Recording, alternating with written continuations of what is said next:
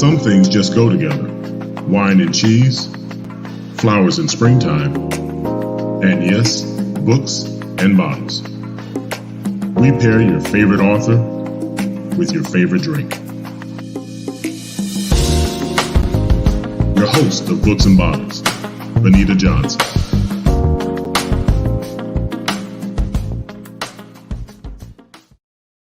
Hi, and welcome to Books and Bottles. I'm your host, Benita Johnson, owner of the Vine Wine Club. Welcome to our show where we introduce you to your favorite author and we pair it with your favorite wine. Today, we're excited to have a phenomenal author and publisher with us today.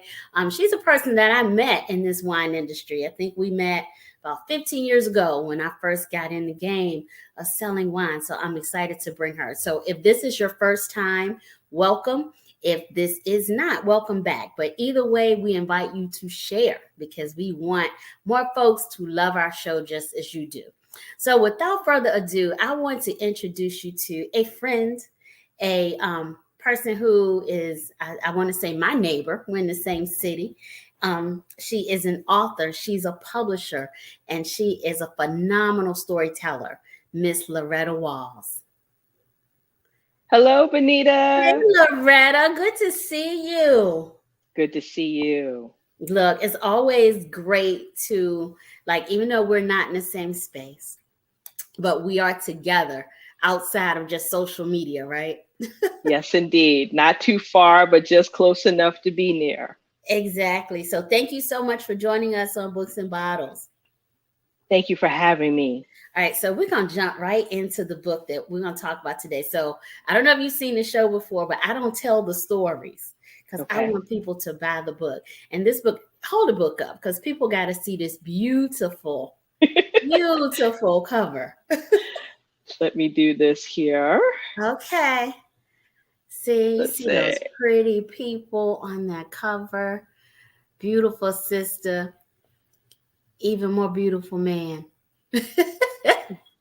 And how? And how? So pronounce your pen name for me. I don't want to mess it up. All right. So my pen name I write under for erotica romance is Ambu, which is French for steamy. Ooh, that's hot. Yes. Yes. And so tell us about this story without telling us the story. Denali and Athena, Undeniable Love. All right. Well, Denali and Athena actually are based on two principal characters from a series I started writing, which is an homage to Richmond, Virginia, from the series I call the No Other Love series.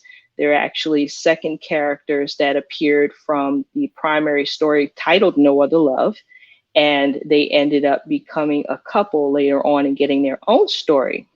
This story actually comes down about 9 or 10 stories later in the series, and it pertains to their stardom and the different levels of fame that they have to endure as a couple and as a family and as a corporation for their marriage, and how to maintain their love without losing themselves within the notoriety of what social media and things to that effect bring in their worlds that they're not all the way accustomed to yet.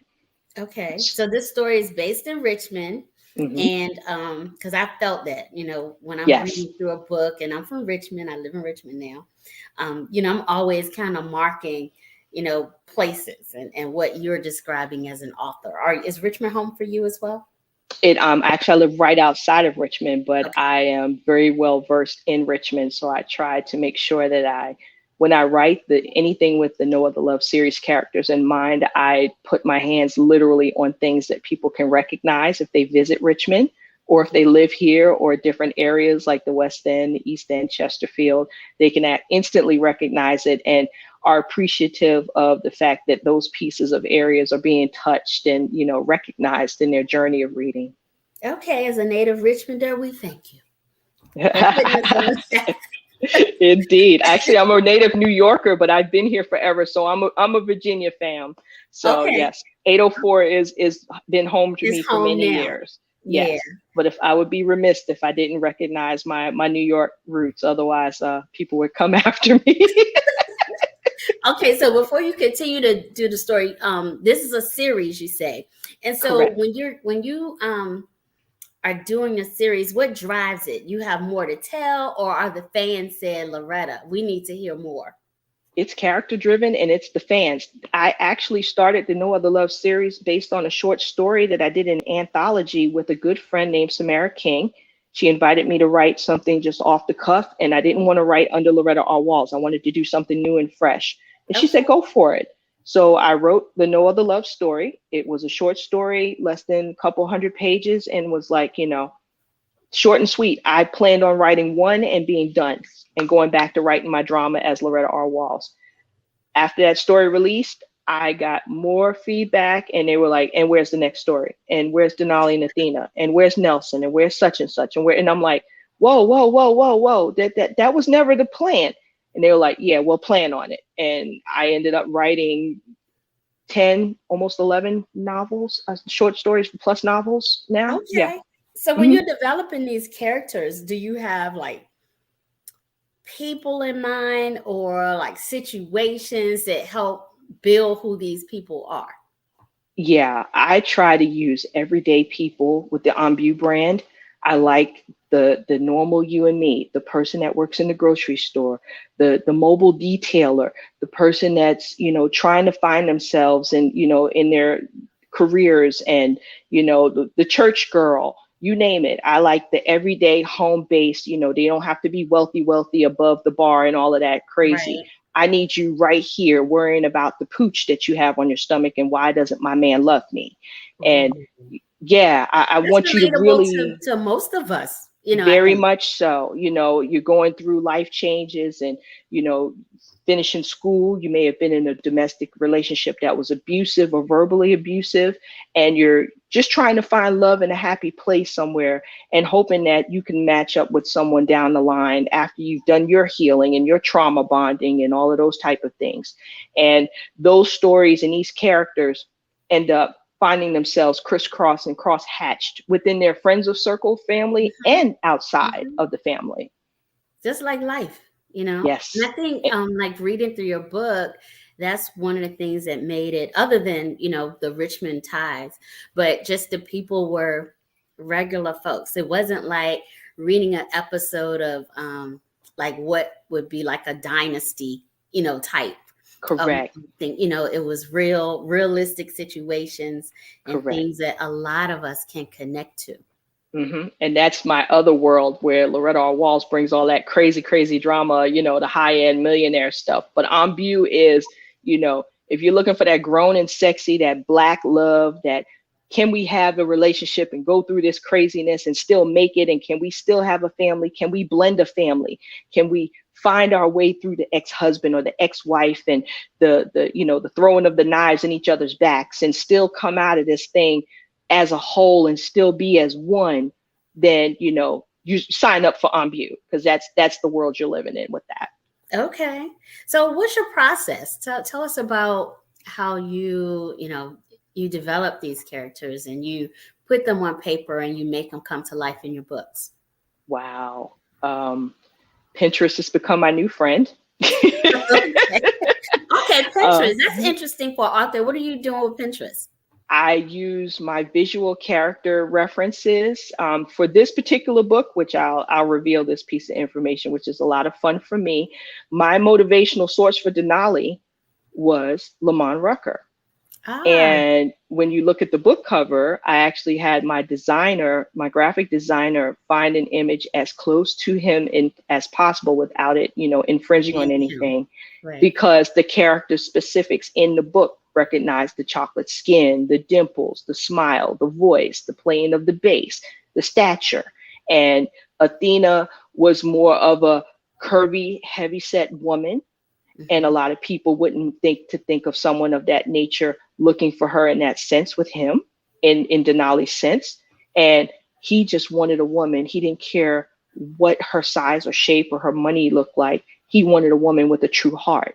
Mm-hmm. And Athena was sassy and bold and outspoken, and she didn't take any mess. And it just turned him on because he had already been through the Playboy life of being through the women in his college years and those type of things. And he was like, yeah, I can't play games with her. I've got to be serious, and I've got to be real, and I've got to be 100. There's no game with this woman. And, you know, she set the bar, she gave the standard, and she was like, and this is what it is, or this is what it's not. Either you step up or you step off. Yeah, And she kind of gave off like a younger, like Loretta Devine energy. yes, curvaceous, very Yeah. voluptuous, Hmm. very But so bold, but confident. still, Yeah, yes, very confident. confident. I mean, rock the beautiful hairdos, the heels, and all of that good stuff, the jewelry, get the nails done.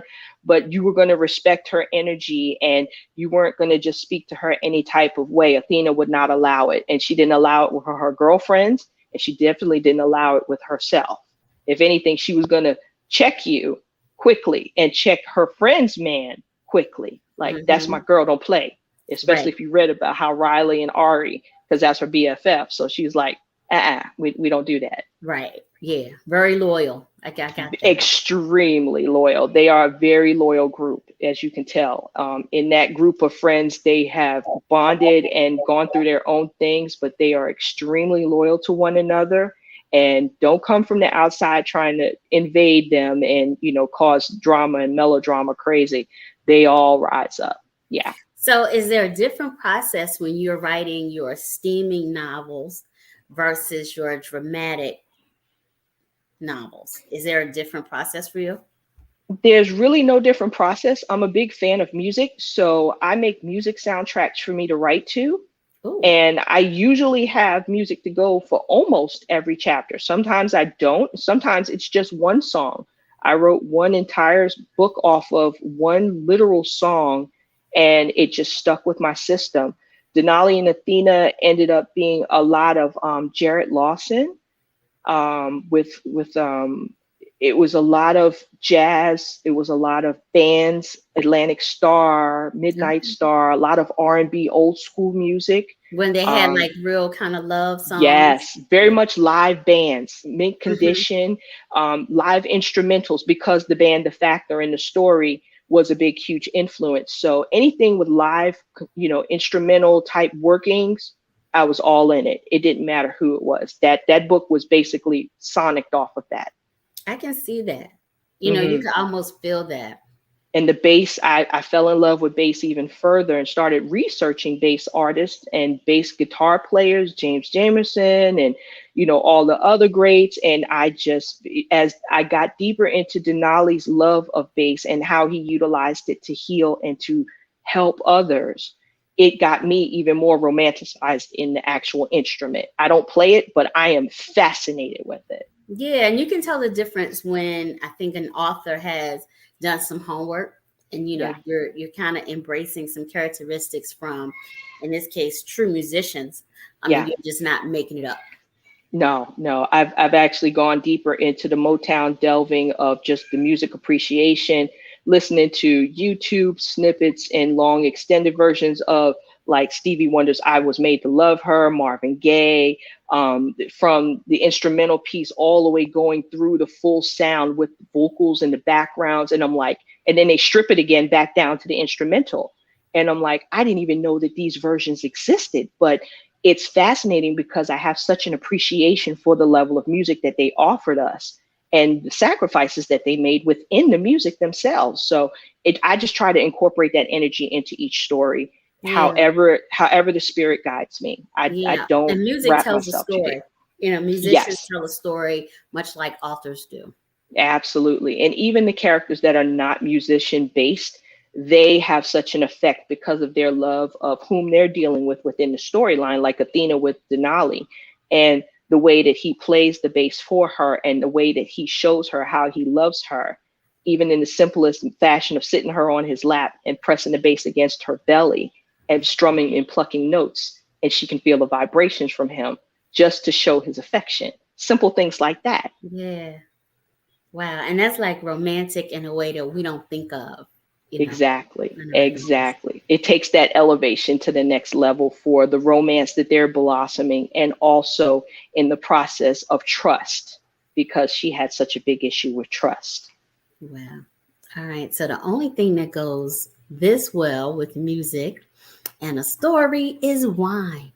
So I'm going to Oh, bring on my big sister and one of my best friends, Miss Gwen Hurt of Shoe Crazy Wine. Hey. Hello. I really enjoyed listening to that. Hi, Loretta. It's so good to see you. Hi, Gwen. It's great to see you, sweetie. Same here. It's really good. I actually enjoyed what I was hearing backstage, so I'm like wanting to jump in here. Well, hey, I'm glad you're here. So Thank you you. want to it makes you want to read this book if you haven't, right? It does make you want to read this book, and I just love the way you were describing the base, because music, books, and wine are just it, right? So you can either sit back on your sofa with a glass of wine, preferably one of the Shoe Crazy brands. That's right. What else?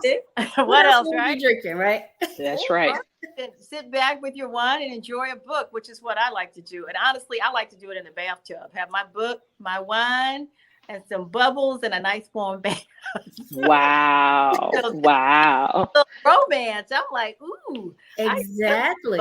So, I always ask the author, what does he or she want to pair with? And so she was quick to hit me up and say the peach mango cuvee. Oh, And yeah. I don't remember Loretta's exact words, but it was kind of like, by Gwen Hurt. She's from Richmond or whatever, right? And I said, I know this girl like the back of my own hand. So we go back.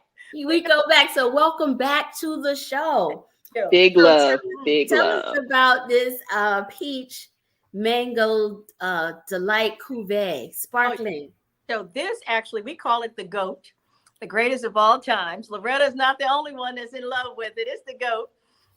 It's hard to keep in stock because it's got real peach, real mango nectar in it. And so it was made with love and a little ingenuity, because they wanted me to put in some flavor. And I said, no, we have to have the real thing. So if you get your nose into the peach mango, it's like stepping back into an orchard. And I always tell people, before you drink your wine, you should get in there and get acquainted with it anyway. And get acquainted with the peach mango cuvee, you are really stepping into the orchard. I mean, it smells like you're in the peach orchard, you're in the mango orchard. And then by the time you're ready to taste it, which I do a lot of, I think Loretta does too. Wait. Confirmed. Oh, yeah. I do. It's the New Yorker in us. Yeah, Gwen's a New Yorker too, Loretta. When she said that, I went, whoop, whoop. That's why we get along so well. I know. That is why. And I was like, and we're in the heart of what we do now and love is Richmond, in the Richmond area. But yeah, New York is, is in the heart. And I loved hearing you say that. And I would love for Denali and Athena to kind of make their way up the eastern seaboard back into New York and do a little devilment there. What do you think? Noted. I'm an author. I can make that happen. That's right. You can make that happen. I actually really love when you guys were talking about how you came up with the characters, and the love story is not about size and all of that. It's about who you are inside and how you bring that forward. And isn't that all about wine, right? When we drink our wine, it's the wine that relates to us. And I really think that trends come and go with wine. But if you find one that really speaks to you, right, and you really love, that's what you should have. And our peach mango has become that to so many people. It is just mind-boggling to me, the number of people that really love this wine. And it's delicious. It's natural. We don't put any additives in it. So what you drink is truly the grape and the nectars from those fruits to give it that flavor. Indeed. And every time I've had it, I definitely can testify. I've never tasted any alterations. It always tastes the same. It could be frozen, chilled, or almost room temperature, and it always tastes consistently the same. Consistently the same. And it's interesting you say that, Loretta, because during this pandemic, we've had vineyards trying to cut corners in a lot of industries, but mostly in wine. And because you can add like extracts and flavoring. And I simply said, we just have to be out of inventory for a little while, because that's not what we're doing. We're those nectars to make this wine. And if it takes us out of the shops for a while, I'm okay with that, because I'd rather tell my customer, I wanted you to have the same quality of product with the same quality of ingredient than trying to substitute to get it on the shelf. That part, and we appreciate that. As I know I appreciate it, because I'd rather drink it honestly the way that you make it from scratch Yeah. than have it, altered and then be like, why doesn't this taste the Because the same? fans know. you I can mean, the tell. people, they know the difference. They know when We you do. change. They I mean, do. even the slightest little change, they can pick that up. Absolutely. Absolutely. So, oh my goodness, I'm so looking forward to getting this book. It's been a long time since I really sat down to read anything. I really haven't had anything that's really piqued my interest until I heard this. So I, good. forward to the book. And I'm assuming I can get it on Amazon. You can actually, I tell you what, I'll do you one better. I have a couple copies right here near me. Okay. Guess who's getting a copy? And guess who's getting a copy, Benita? Thank you. And guess what? I will autograph those for you with my We handy dandy appreciate it Sharpie. because I was reading it on the Kindle, and the man. eyes aren't as young as they So used much. to be. I could use it. You sign your book for me, and I'll sign a peach mango for you. How about that? Oh my God, I won't be able to drink it because you'll be to sign it. Oh my goodness. Oh my goodness, but I will drink it. I'll just keep the bottle for keepsake. I'll put it up on my shelf with my books. I do have to say this about the wine, though, because sometimes people, who say that they don't drink sweet wines, and I say that too, and we get turned off, because we think something is sweet. Yeah. But this particular wine, it is not sweet. It goes in very fruity. Mm-hmm. And it dries on the finish, so it doesn't linger. You don't have that clawingly sugar taste in your mouth at the end. It's done. And so, because I am a person who I typically like dry reds, but this is very nice and refreshing. And I may even finish my bottle. There you go. I can't put the top back on it. Look at that. Look, and if you get motivated, just throw a couple of pieces of fruit in there just to send it on its way a little bit extra. And you'll have yourself a little peach mango cuvee sangria. Yes. So my dad was famous for any wine that was sweet. He wanted it over ice cream or pound cake. Oh, so like really? When he would drink this, he was like, "Give me some ice cream." But he just wanted to pour it over the ice cream. That was his thing. I've never tried that. Wow. I tried it with the peach though. Yeah, I know, right? He always wanted that because he had this. This that sounds like a Bellini. Yeah, he wanted to just pour it over the ice cream. Wow, that sounds like a good Bellini mix right there. I might have to consider that. A nice cream Bellini. I know we have a pineapple vodka that we released, and we put that in there, and it tastes like a little fruit cocktail. Oh wow! Ooh. You mixed it with the peach? That's an amped up mimosa. Yes. A little I got to get my vodka and a little peach cuvee, and I'm telling peach cuvee. Oh man, it is so good. It's amped up mimosa. It really is. I'll get my little mixologist from upstairs to come and make us something. I love it. I like that sound. Wow. Yes. That sounds good. Well, thank you, Gwen. So how can people, not just those of us in Richmond, those from all over the place, get their own bottle of this peach mango delight cuvee and other Shoe Crazy wines? Oh, sure. Absolutely. I would just suggest everybody go to www.shoecrazywine.com. It lists all of the retailers that we sell through, including the Vine Wine Club by Miss Benita Johnson, which, you can order online. We also are on retail shelves as well. So www.shoecrazywine.com. Thank you. And hang out. Don't go nowhere. All right. Loretta, I want to talk about the publishing side of what you do. There's so many writers out here and folks want to be published. So how did you get into the publishing? Well, I started with seeking out a publisher, traditional publisher, and got discouraged. Honestly, I got tired of trying to seek someone that was going to be a fit for my writing. And so I decided, you know what, instead of being, just put this up and put it away in a shelf somewhere, learn the business. So I basically self-taught myself how to publish a book. Started back in 2004 with my first novel, Spices of Life, that I decided to publish. I was actually overseas deployed and took it with me after I came back from vacation, took it overseas with me, started reworking it and getting it ready for publication, invested my money and published it on Author House on my own. Wow. Best decision I ever made, because I learned so much from my own mistakes and also from my own growth in the process over the course of almost 15 years. And Okay. it's been such a good thing to be able to say, don't be scared to try. Don't be afraid to, educate yourself in the process. And don't wait on anybody to do it for you. That's Don't wait true. for a green light. That was the real kicker for me, was to say, don't wait for someone else to say, you can do this. And that's no slight to anyone that's traditionally published. I have the biggest respect. I have friends that are traditionally published and self-published. I have some that are traditionally published and choose to stay that route. And then I have plenty that are independently published and love that route as well. So for me, independent publishing, after my mother passed, I decided to take a year off and get my head together. And then I got back in the game and decided to start New Cherté, which was in her honor. And I decided that that was going to be my full force motivation to go ahead and do this for my legacy. And I didn't look back after December the 3rd, 2007. We just kept forward. Congratulations. I Yes. want to say, we are 3 women here who always run into roadblocks, and we figured out how to do it ourselves to get where we need to go. So kudos to all of us. Yes. Yes. Yes, indeed. So I do want to thank you, Loretta, for being here. Tell us how we can get your book. Not me and Gwen, that we're going to get these custom copies. Not your signed copies that you're going to get. Was that a nana boo boo?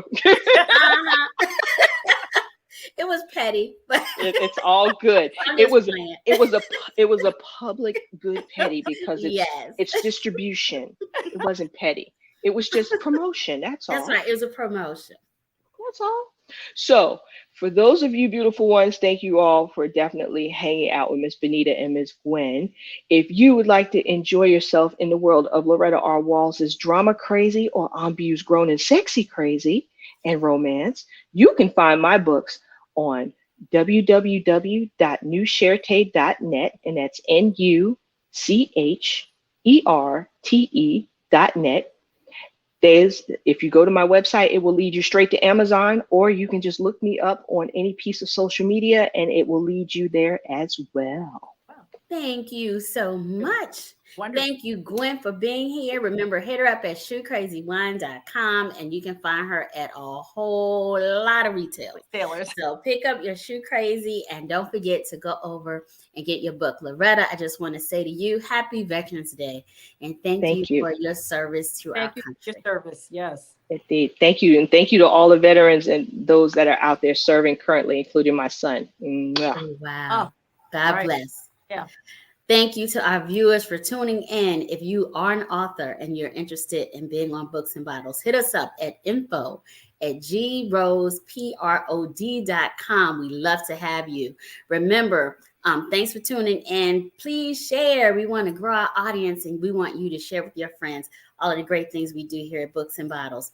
I'm your host, Benita Johnson, and we'll see you next week. Cheers. Cheers. Camped out at home for COVID? Join us, Indie TV, where you will see the talk shows, movies, drama, action, and comedy. Be the first and see it first. Sign up now for free at Indie TV.